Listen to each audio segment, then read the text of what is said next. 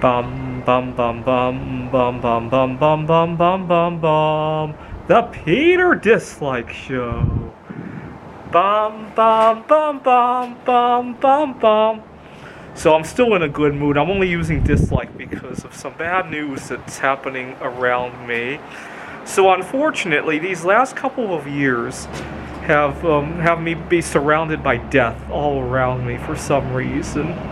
It all started 5 years ago when a friend of mine that I had known since first grade had a drug problem. And his death was actually a big wake-up call to me because I've never used drugs, but certainly not painkillers. But I have a very addictive personality myself. To give you an idea of how bad an addictive personality I have, 2 months ago I stopped consuming dark baking chocolate. And the reason I took a break from the dark baking chocolate was I had some very delicate art projects that I wanted to do. Well, I did one art project, and then I wanted to do another, and I got myself addicted to the art projects and off of the caffeine instead. And that just goes to show how bizarre my addictive personality can become sometimes. So for example, 4 years ago, I had a binge eating problem. I quickly replaced it with a fasting addiction, and I can't seem to find a happy medium between the two. I've kind of learned that I just have to starve and feast and go back and forth, because that's the only way I can eat a normal amount of food, unfortunately.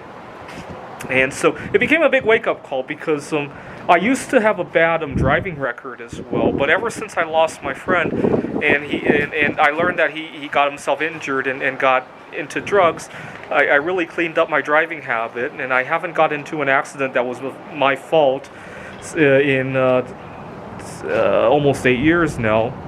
So that it was a good wake-up call to me. I used to be a pretty reckless driver.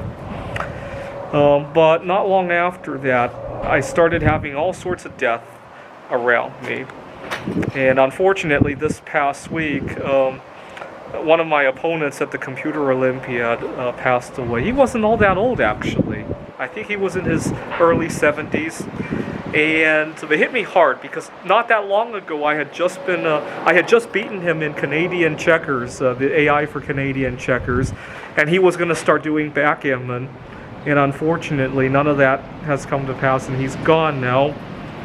I had a favorite department store in Phoenix, and I got along with the cashier there. We used to have a lot of small talk, but she passed away, and I don't know what happened, but we had been talking about, because she had a time when she lived out of her car too. I don't know if because she passed away last summer. I don't know if it was heat related or something else, but you know, it wasn't that long before she passed away that we have been talking, and you know, it just goes to show the line between life and death is often very thin, right? And none of these people you would have expected to pass away. I had the one that I took the hardest was two classmates of mine when I was in college. I had a classmate. He and I have been feuding over this girl, and he studied chemistry. I was at his apartment one day, and he showed me how he had extracted a number of precious metals from computer chips. And I was really jealous. I was already jealous of him over the girl, and now the extracting the gold from the computer chips. And so I was 17 years old at the time. My dream was to one day have a 400-ounce gold bar. I probably will someday, because one day I'll be able to trade some of the strategic metals that I have for gold at a very good ratio. But at the time, I really wanted a 400-ounce gold bar. And he showed me how he extracted gold from these computer chips. When we did the calculation, it would take tons and tons of computer chips to get 400 ounces of gold. And that was kind of disappointing. And I asked him where he got all these chemicals for doing that. He had hydrochloric acid, he had nitric acid. He told me you could buy it at Home Depot. Now, the girl we were feuding over was working at the Home Depot. So when he said Home Depot, I went, and he said, oh yeah, I forgot, go to Lowe's, don't go to Home Depot. Stay away from Home Depot. That gave me a nice warm fuzzy feeling. Unfortunately, he was always good with networking with everybody, and he never had anybody more than 6 feet away from him. That's why he passed away 4 years ago.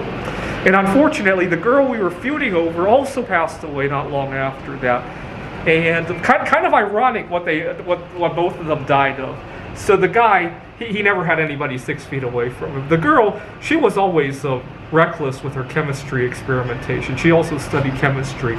So for example, she would be working with toxic chemicals, with explosive chemicals, and she would be the one who would insist, oh, she didn't need to put any PPE on. Right? So if she were still alive today and working with lead or thallium or mercury or polonium-210, oh, she would do that without any PPE on. And unfortunately, that's what she died of a car accident. I wouldn't be surprised if she didn't fasten her seatbelt, if she were speeding. That's the kind of reckless attitude she had toward her chemistry, at least. Kind of ironic how both of them died. They both died being arrogant about something, right?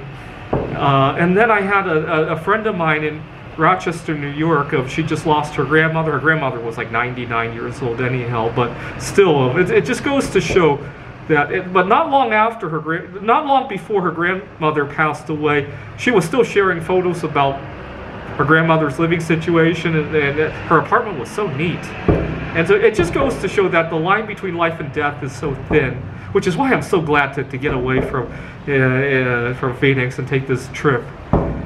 All right. This is the Peter Lik Show. Bum bum bum bum bum bum bum bum bum bum bum bum. The Peter Lik Show. Bum bum bum bum bum bum bum.